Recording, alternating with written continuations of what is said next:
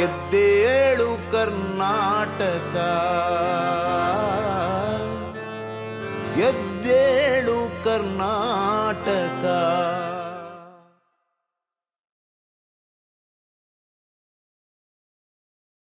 ಕಪಟ ಮಾರ್ಗದ ಮೂಲಕ ಅಧಿಕಾರ ಕಬಳಿಸಿದ್ದ ಸಂವಿಧಾನ ವಿರೋಧಿ ಶಕ್ತಿಗಳನ್ನು ಕರ್ನಾಟಕ ಮೈಕೊಡವಿ ಸೋಲಿಸಿದೆ.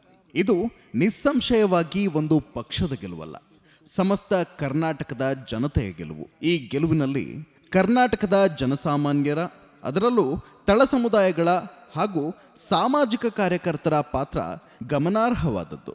ಸುತ್ತ ಕತ್ತಲು ಆವರಿಸಿರುವ ಸಂದರ್ಭದಲ್ಲಿ ನಾಗರಿಕ ಸಮಾಜ ಏನು ಮಾಡಲು ಸಾಧ್ಯ ಎಂಬ ಪ್ರಶ್ನೆಗೆ ಎದ್ದೇಳು ಕರ್ನಾಟಕ ಒಂದು ಉತ್ತಮ ಸಾಂಘಿಕ ಪ್ರಯತ್ನ, ಪ್ರಯೋಗ ಹಾಗೂ ಮಾದರಿ. ಕರ್ನಾಟಕದ ಸಾಮಾಜಿಕ ಸಂಘಟನೆಗಳು ನಡೆಸಿದ ಜನರಾಜಕಾರಣದ ಫಲಶ್ರುತಿ ನಮ್ಮ ಮುಂದಿದೆ. ಎದ್ದೇಳು ಕರ್ನಾಟಕದ ಹೆಜ್ಜೆ ಗುರುತುಗಳು ತಮ್ಮ ಮುಂದಿವೆ. ಮತ್ತೆ ಕತ್ತಲೆ ಕವಿಯುವ ಮುನ್ನ ಏಳು ಕರ್ನಾಟಕ. ಕರ್ನಾಟಕಕ್ಕೆ ಕೂಡಿ ಬಾಳಿದ, ಸೇರಿ ಹೋರಾಡಿದ ದೊಡ್ಡ ಇತಿಹಾಸವಿದೆ. 12ನೇ ಶತಮಾನದ ಶರಣ ಚಳುವಳಿ ಅದರ ಅತ್ಯುತ್ತಮ ಮಾದರಿಯಾಗಿದೆ.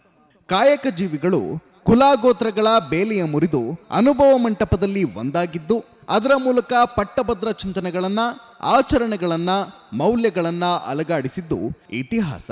ವಿದೇಶಿಯರ ದಾಸ್ಯವನ್ನ ನಿರಾಕರಿಸಿ ಟಿಪ್ಪುವಿನಿಂದ ಹಿಡಿದು ವಿದುರಾಶ್ವತ ಹೋರಾಟದ ತನಕ ಜಾತಿ ಧರ್ಮಗಳ ಗಡಿ ಮೀರಿ ಒಂದೇ ಕುಲವೆಂಬಂತೆ ಕರುನಾಡು ಹರಿಸಿಹನೆತ್ತರು ಅಷ್ಟಿಷ್ಟಲ್ಲ. ಸ್ವಾತಂತ್ರ್ಯದ ನಂತರವೂ ಕನ್ನಡದ ಅಸ್ಮಿತೆಗಾಗಿ ಏಕೀಕರಣ ಚಳುವಳಿ, ಭೂಮಿಯ ಹಕ್ಕಿಗಾಗಿ ಕಾಗೋಡು ಚಳುವಳಿ, ಶ್ರಮದ ಪಾಲಿಗಾಗಿ ಕಮ್ಯುನಿಸ್ಟ್ ಚಳುವಳಿ, ಸ್ವಾಭಿಮಾನದ ಕೂಗಾಗಿ ದಲಿತ ಚಳುವಳಿ, ಉಳುವವರ ಬಂಡಾಯವಾಗಿ ರೈತ ಚಳುವಳಿ, ಜೀವ ಸಂಕುಲದ ರಕ್ಷಣೆಗಾಗಿ ಅನೇಕ ಪರಿಸರ ಚಳುವಳಿಗಳನ್ನು ನೀಡಿದ ಇತಿಹಾಸ ಕರ್ನಾಟಕದ್ದು. ಇದೆಲ್ಲ ಹೌದಾದರೂ ಈ ನಡುವೆ ಜನಚಳುವಳಿಗಳು ಛಿದ್ರಗೊಂಡು ದ್ವೇಷ ರಾಜಕಾರಣಕ್ಕೆ ಬಾಲ ಬಿಚ್ಚಲು ಅವಕಾಶ ದೊರಕಿದ್ದಂತೂ ಸತ್ಯ. ಆದರೆ ಪ್ರತಿರೋಧವಂತೂ ಎಂದೂ ನಿಲ್ಲಲಿಲ್ಲ. ಬಾಬಾ ಬುಡೇನ್ ದತ್ತಗಿರಿಯನ್ನ ಕರ್ನಾಟಕದ ಅಯೋಧ್ಯೆ ಮಾಡುವ ಗುರಿಯೊಂದಿಗೆ ದ್ವೇಷ ರಾಜಕಾರಣ ಪ್ರಾರಂಭವಾದಾಗಿನಿಂದಲೂ ಅಲೆಗಳ ರೂಪದಲ್ಲಿ ಸೌಹಾರ್ದ ಪ್ರತಿರೋಧ ಒಡ್ಡಿದ್ದು ಕರ್ನಾಟಕ. ಗೌರಿ ಲಂಕೇಶ್, ಎಕೆ ಸುಬ್ಬಯ್ಯ, ಎಚ್.ಎಸ್. ದೊರೆಸ್ವಾಮಿ, ಅನಂತಮೂರ್ತಿ, ಚಂಪಾ ಮುಂತಾದವರು ಈ ಪ್ರತಿರೋಧದ ನಕ್ಷತ್ರಗಳು. ಕರ್ನಾಟಕ ಕೋಮು ಸೌಹಾರ್ದ ವೇದಿಕೆ, ಉಡುಪಿ ಚಲೋ, ಸಂವಿಧಾನ ಉಳಿಸಿ, ಸಿಎಎ ವಿರೋಧಿ, ಸಮಾನ ಮನಸ್ಕರು, ಬಹುತ್ವ, ಅದರ ಹಲವು ಸಂಘಟಿತ ಅಭಿವ್ಯಕ್ತಿಗಳು. ಅದರ ಮಾಗಿದ ರೂಪ ಉಡುಪಿ ಸಹಬಾಳ್ವೆ ಸಮಾವೇಶ. ಉಡುಪಿ ಸಹಬಾಳ್ವೆ ಸಮಾವೇಶ ದ್ವೇಷ ರಾಜಕಾರಣವನ್ನ ಎದುರಿಸಲು ಬೇಕಿದ್ದ ಹೊಸ ಭಾಷ್ಯವನ್ನ ಕಟ್ಟಿಕೊಟ್ಟಿತು. ಮನುವಾದಿ ಸನಾತನ ಪರಂಪರೆಯ ಎದುರಿಗೆ ಕರ್ನಾಟಕದ ಮಾನವತಾ ಸಂತ ಪರಂಪರೆಯನ್ನ ತಂದು ನಿಲ್ಲಿಸಿತು. ದ್ವೇಷ ರಾಜಕಾರಣವನ್ನ ಪ್ರೀತಿ ರಾಜಕಾರಣದಿಂದ ಮುಖಾಮುಖಿಯಾಗಿಸಿತು. ಕೂಡಿ ಬಾಳಿದ ನೆಲದ ಪರಂಪರೆಯನ್ನ ಸಂಭ್ರಮಿಸುವ ಮೂಲಕ ದ್ವೇಷ ರಾಜಕಾರಣಕ್ಕೆ ಕರ್ನಾಟಕದಲ್ಲಿ ಜಾಗವಿಲ್ಲ ಎಂದು ಘೋಷಿಸಿತು ಮತ್ತು ಪಿತೂರಿ ಪಡೆಯನ್ನ ನಿರುತ್ತರಿಯನ್ನಾಗಿಸಿತು. ಅದೇ ಸಂದರ್ಭದಲ್ಲಿ ಕರ್ನಾಟಕದ ರೈತ, ಭೂಹೀನ, ದಲಿತ, ಕಾರ್ಮಿಕ, ಮಹಿಳಾ, ವಿದ್ಯಾರ್ಥಿ, ಯುವಜನ ಮುಂತಾದ ವರ್ಗಗಳು ಒಗ್ಗೂಡಿ ಹೋರಾಡುವ ಪರಂಪರೆ ಬಿರುಸು ಪಡೆಯಿತು. ಸಂಯುಕ್ತ ಹೋರಾಟ ಕರ್ನಾಟಕ ಅದರ ಒಂದು ಮುಖ್ಯ ಅಭಿವ್ಯಕ್ತಿಯಾಯಿತು. ಜನರ ಜೀವಂತ ಸಮಸ್ಯೆಗಳು ಸಮಾಜದ ಮುನ್ನೆಲೆಗೆ ಬಂದು ಅಧಿಕಾರದ ಬಾಗಿಲುಗಳನ್ನು ತಟ್ಟತೊಡಕಿದವು. ವಿವಿಧ ಪತ್ರಕರ್ತರ, ಸಾಮಾಜಿಕ ಕಾರ್ಯಕರ್ತರ ಹಾಗೂ ಸಾಮಾಜಿಕ ಸಂಘಟನೆಗಳ ಪ್ರಯತ್ನದಲ್ಲಿ ಜನಮಾಧ್ಯಮದ ಪ್ರಯೋಗಶಾಲೆಗಳು ಪ್ರಾರಂಭವಾದವು. ಶಿಕ್ಷಣದ ಮನುವಾದೀಕರಣ, ಬೆಲೆ ಏರಿಕೆ, ಭ್ರಷ್ಟಾಚಾರ, ಜನರನ್ನ ಒಡೆಯುವ ಷಡ್ಯಂತ್ರಗಳನ್ನು ಎಳೆ ಎಳೆಯಾಗಿ ಬಯಲುಗೊಳಿಸುವ ಪ್ರಯತ್ನ ಬಿರುಸು ಪಡೆಯಿತು.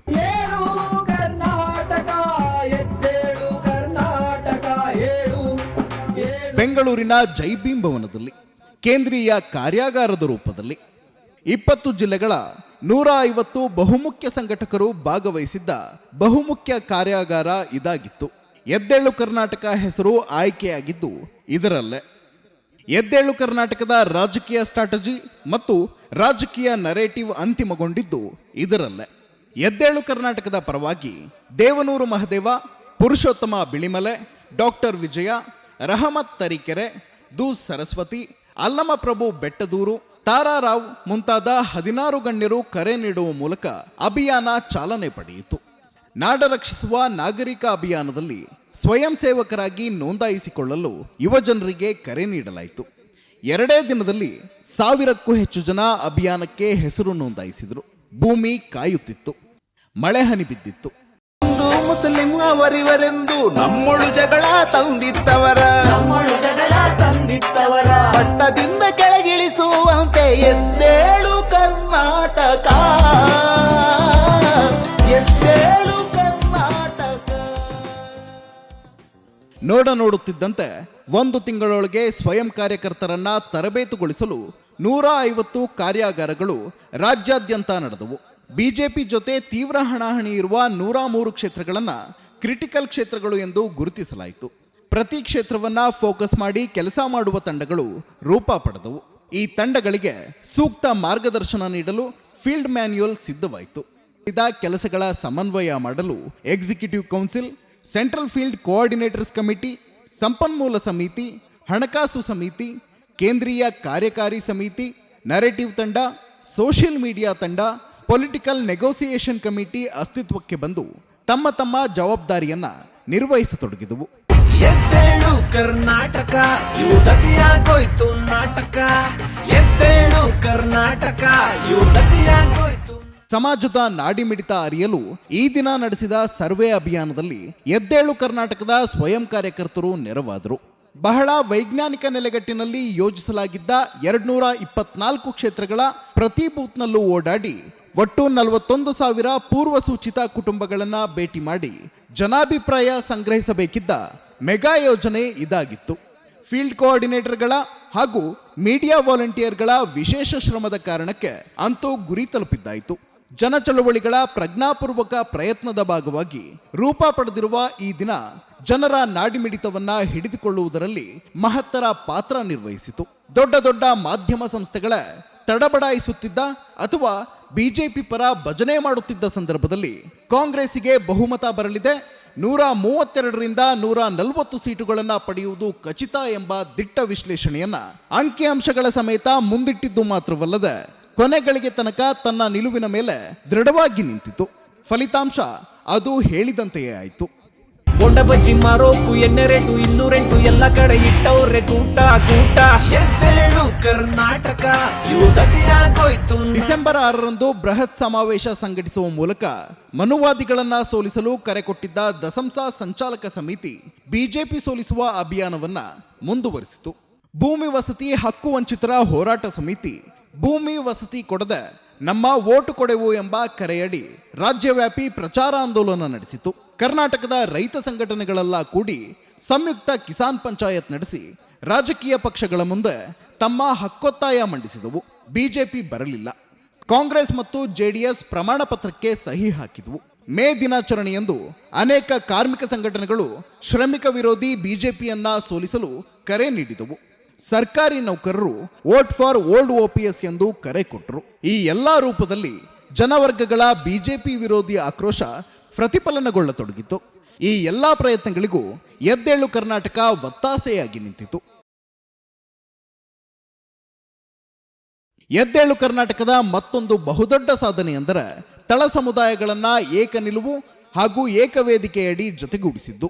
ಅಲ್ಪಸಂಖ್ಯಾತ ಸಮುದಾಯಗಳ, ಹಿಂದುಳಿದ ಜನಸಮುದಾಯಗಳ ವೇದಿಕೆಗಳ ಜೊತೆ ಮಾತನಾಡಿ ತಳ ಸಮುದಾಯಗಳ ವಿಶಾಲ ಜಾಲವನ್ನ ಹೆಣೆಯಲಾಯಿತು.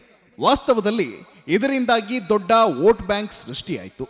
ಎದ್ದೇಳು ಕರ್ನಾಟಕದ ಭಾಗವಾಗಿರುವ ಕೆಲ ಸಾಮಾಜಿಕ ಸಂಸ್ಥೆಗಳು ವೋಟರ್ ಐಡಿಯಿಂದ ಡಿಲೀಟ್ ಆಗಿರುವ ಅಥವಾ ನೋಂದಾವಣಿಯಾಗದ ವ್ಯಕ್ತಿಗಳನ್ನ ಗುರುತಿಸಿ ತಮ್ಮ ತಮ್ಮ ಸಮುದಾಯದೊಳಗೆ ನೋಂದಾವಣಿ ಅಭಿಯಾನ ನಡೆಸುವ ಮೂಲಕ 1,58,000 ಜನರ ಹೊಸ ನೋಂದಾವಣಿ ಮಾಡಿಸುವಲ್ಲಿ ಯಶಸ್ವಿಯಾದವು. ಓಟು ವಿಭಜನೆ ತಡೆಯುವ ಸಲುವಾಗಿ ಚುನಾವಣೆಯಲ್ಲಿ ಸ್ಪರ್ಧಿಸಲು ನಾಮಪತ್ರ ಸಲ್ಲಿಸಿದ್ದ ಅನೇಕ ಪಕ್ಷಗಳ ಜೊತೆ ಮಾತುಕತೆ ನಡೆಸಿ 49 ಅಭ್ಯರ್ಥಿಗಳನ್ನ ಕೈಬಿಡುವಂತೆ ಮನವೊಲಿಸಲಾಯಿತು. ಇನ್ನು ಕೆಲವರು ನಾಮಪತ್ರ ತೆಗೆಯದಿದ್ದರೂ ಪ್ರಚಾರವನ್ನು ನಿಲ್ಲಿಸುವ ಮೂಲಕ ಸಹಕರಿಸಲು ಒಪ್ಪಿಸಲಾಯಿತು. ಇದರಿಂದಾಗಿ ದೊಡ್ಡ ಮಟ್ಟದ ಓಟು ವಿಭಜನೆಯನ್ನ ತಡೆಯಲಾಯಿತು. ಕೊರೋನಾ ಹರಡಿ ಜನರ ನುಂಗಿತ್ತು, ಬೀದಿ ಬೀದಿಯನು ಸಾವು ಕಾಡಿತ್ತು, ಜಾಗ ಸಿಗಲಿಲ್ಲ ಸೂಡಾಕ, ಜಾಗ ಸಿಗಲಿಲ್ಲ ಸೂಡಾಕ.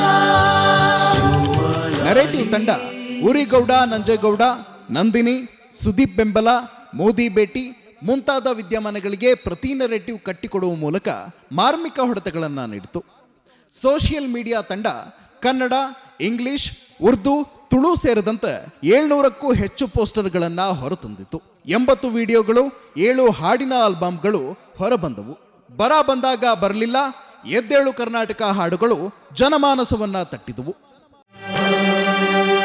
ಕಷ್ಟದ ಕಾಲ ಬಂದಾಗವ್ವ, ಕಷ್ಟದ ಕಾಲ ಬಂದಾಗವ್ವ, ಮೋದಿ ಬರಲಿಲ್ಲ ನೋಡಾಕ, ಮೋದಿ ಬರಲಿಲ್ಲ ನೋಡಾಕ.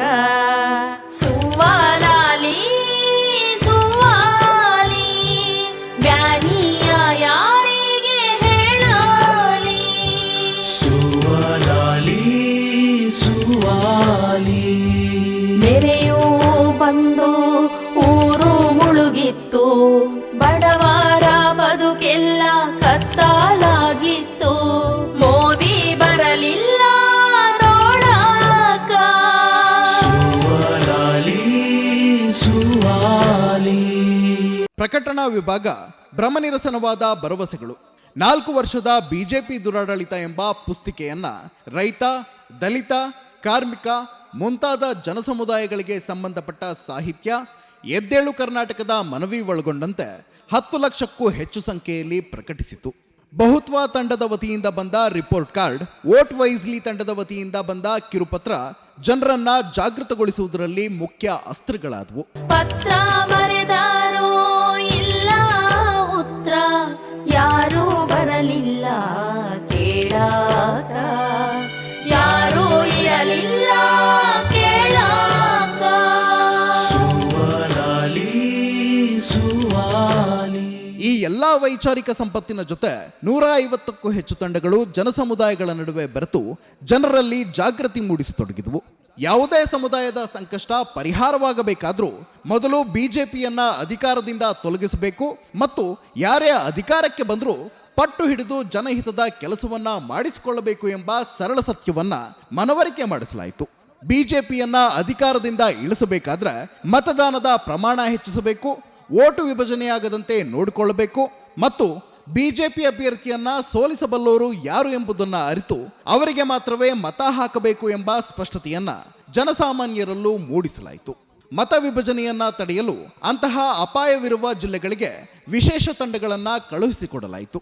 ಆಯಾ ಸಮುದಾಯಗಳ ಮುಖ್ಯ ಸಂಘಟನೆಗಳ ನಡುವೆ ಸಮಾಲೋಚನೆಗಳನ್ನ ನಡೆಸಿ ಸಂಯುಕ್ತ ಅಭಿಪ್ರಾಯವನ್ನ ಪ್ರತಿ ಕ್ಷೇತ್ರಗಳಿಗೂ ಕಳುಹಿಸಿಕೊಡುವ ಮೂಲಕ ಏಕಾಭಿಪ್ರಾಯಕ್ಕೆ ತರಲಾಯಿತು. ಮೇ 7ರ ಹೊತ್ತಿಗೆ 103 ಕ್ಷೇತ್ರಗಳಲ್ಲೂ ಗೆಲ್ಲಬಹುದಾದ ಅಭ್ಯರ್ಥಿ ಯಾರು ಎಂಬ ಖಚಿತತೆಗೆ ತಲುಪಿ ಅವರಿಗೆ ಮತ ಹಾಕಬೇಕು ಎಂಬ ಸಂದೇಶವನ್ನ ತಳಮಟ್ಟದ ತನಕ ತಲುಪಿಸಲಾಯಿತು. ಮೇ 10ರಂದು ಬೆಳ್ಳಂಬೆಳಿಗ್ಗೆಯಿಂದಲೇ ತಂಡಗಳು ಜನರ ಜೊತೆ ನಿಂತು ಜನರನ್ನ ಮತದಾನಕ್ಕೆ ಹೊರಡಿಸುವ ಕೆಲಸ ಮಾಡಿದುವು. ಹೊರಡದಿದ್ದ ಪ್ರದೇಶಗಳ ಮುಖಂಡರನ್ನ ಮಾತನಾಡಿಸಿ ಜನರನ್ನ ಪ್ರೇರೇಪಿಸಿ ದೊಡ್ಡ ಸಂಖ್ಯೆಯಲ್ಲಿ ಮತದಾನದಲ್ಲಿ ಪಾಲ್ಗೊಳ್ಳುವಂತೆ ಮಾಡಲಾಯಿತು. ಮತಗಟ್ಟೆಗಳ ಮೇಲೆ ನಿಗಾ ಇಡಲಾಯಿತು. ಇವಿಎಂ ಬಾಕ್ಸ್ಗಳು ಸೇಫ್ ಲಾಕರ್ ತಲುಪುವ ತನಕ ನಿಗರಾಣಿ ವಹಿಸಲಾಯಿತು. ಶಾಲುವೇಲುಗಳ ಗಲಾಟೆ ತಂದು ಶಾಲೆಗೆ ಬೀಗ ಹಾಕಿಸಿದವರ, ಶಾಲೆಗೆ ಬೀಗ ಹಾಕಿಸಿದವರ, ಹಿಂದೂ ಮುಸ್ಲಿಂ ಅವರಿವರೆಂದು ನಮ್ಮೊಳಗೆ ಜಗಳ ತಂದಿಟ್ಟವರ, ನಮ್ಮೊಳಗೆ ಮೇ 13ರ ಬೆಳಿಗ್ಗೆ 10 ಗಂಟೆ ಹೊತ್ತಿಗೆ ದಿಕ್ಕು ಸ್ಪಷ್ಟವಿತ್ತು. ಸಂಜೆ 5 ಗಂಟೆ ಹೊತ್ತಿಗೆ ನಿಚ್ಚಳ ಬಹುಮತದೊಂದಿಗೆ ಕಾಂಗ್ರೆಸ್ ಗೆಲುವು ಸಾಧಿಸಿತ್ತು. ಸಿಟಿ ರವಿ, ಸೋಮಣ್ಣ ಒಳಗೊಂಡಂತೆ ಬಿಜೆಪಿಯ ಅನೇಕ ನಾಯಕರು ಹೀನಾಯವಾಗಿ ಸೋಲನುಭವಿಸಿದ್ರು. ಎದ್ದೇಳು ಕರ್ನಾಟಕ ಆಯ್ದುಕೊಂಡು ಕೆಲಸ ಮಾಡಿದ್ದ ಗೆಲ್ಲಲು ಕ್ಲಿಷ್ಟಕರವಾಗಿರುವ 103 ಕ್ಷೇತ್ರಗಳ ಪೈಕಿ 73ರಲ್ಲಿ ಬಿಜೆಪಿಯನ್ನ ಮಣಿಸುವ ಕೆಲಸದಲ್ಲಿ ಸಕಾರಾತ್ಮಕ ಪಾತ್ರ ನಿರ್ವಹಿಸಿತ್ತು. ಬಿಜೆಪಿ ಹೀನಾಯ ಸೋಲನುಭವಿಸಿತ್ತು. ಕರ್ನಾಟಕದಲ್ಲೂ ದೇಶದಲ್ಲೂ ಜನರ ಸಂತಸದ ಹೊನಲು ಸಿಡಿದು ಬೀದಿ ಬೀದಿಯಲ್ಲಿ ಹರಡಿತ್ತು. ಮೇ 14ರಂದು ಎದ್ದೇಳು ಕರ್ನಾಟಕದ ಎಕ್ಸಿಕ್ಯೂಟಿವ್ ಕೌನ್ಸಿಲ್ನ ವಿಸ್ತೃತ ಸಭೆ ನಡೆಯಿತು. ಅದು ಸಂತಸವನ್ನ ಹಂಚಿಕೊಳ್ಳೋದರ ಜೊತೆಗೆ ಮುಂದಿನ ಜವಾಬ್ದಾರಿಗಳ ಕುರಿತು ಚರ್ಚಿಸಿತು. ಎದ್ದೇಳು ಕರ್ನಾಟಕವನ್ನ ಮುಂದುವರಿಸಲು ರಚನಾತ್ಮಕ ವಿರೋಧ ಪಕ್ಷದಂತೆ ಕೆಲಸ ಮಾಡಲು ಕಾಂಗ್ರೆಸ್ ಪಕ್ಷಕ್ಕೆ ಸಲಹೆಗಳನ್ನ ನೀಡುತ್ತಲೇ ಅದು ಕೊಟ್ಟ ಮಾತಿನಂತೆ ನಡೆದುಕೊಳ್ಳುವಂತೆ ಒತ್ತಡ ನಿರ್ಮಿಸಲು, ಇನ್ನೂ ಎದ್ದೇಳು ಕರ್ನಾಟಕದ ಭಾಗವಾಗದವರ ಜೊತೆ ಮಾತನಾಡಿ ಎಲ್ಲರನ್ನೂ ಒಳಗೊಂಡು ಮತ್ತಷ್ಟು ವಿಶಾಲಗೊಳಿಸಲು ಮತ್ತು 2024ರ ಯೋಜನೆಯನ್ನ ಸಿದ್ಧಪಡಿಸುವ ಕೆಲಸಕ್ಕೆ ಗಮನ ನೀಡಲು ತೀರ್ಮಾನಿಸಿತು. ಅದರ ತೀರ್ಮಾನದಂತೆ ಮೇ 23, 2023ರ ಶುಕ್ರವಾರ ಬೆಂಗಳೂರಿನಲ್ಲಿ ಎದ್ದೇಳು ಕರ್ನಾಟಕದ ರಾಜ್ಯ ಮಟ್ಟದ ಅಭಿನಂದನಾ ಸಮಾವೇಶ. ದುಡಿದವರಿಗೆ ಅಭಿನಂದನೆ, ಗೆದ್ದವರಿಗೆ ಶುಭಾಶಯ, ಸರ್ಕಾರಕ್ಕೆ ಹೊಣೆಗಾರಿಕೆಯ ನೆನಪಿಕೆ. ಎದ್ದೇಳು ಕರ್ನಾಟಕ, ಎದ್ದೇಳು ಭಾರತದ ಕನಸನ್ನ ಸಾಕಾರಗೊಳಿಸುವ ನಿಟ್ಟಿನಲ್ಲಿ. ಎದ್ದೇಳು ಕರ್ನಾಟಕ.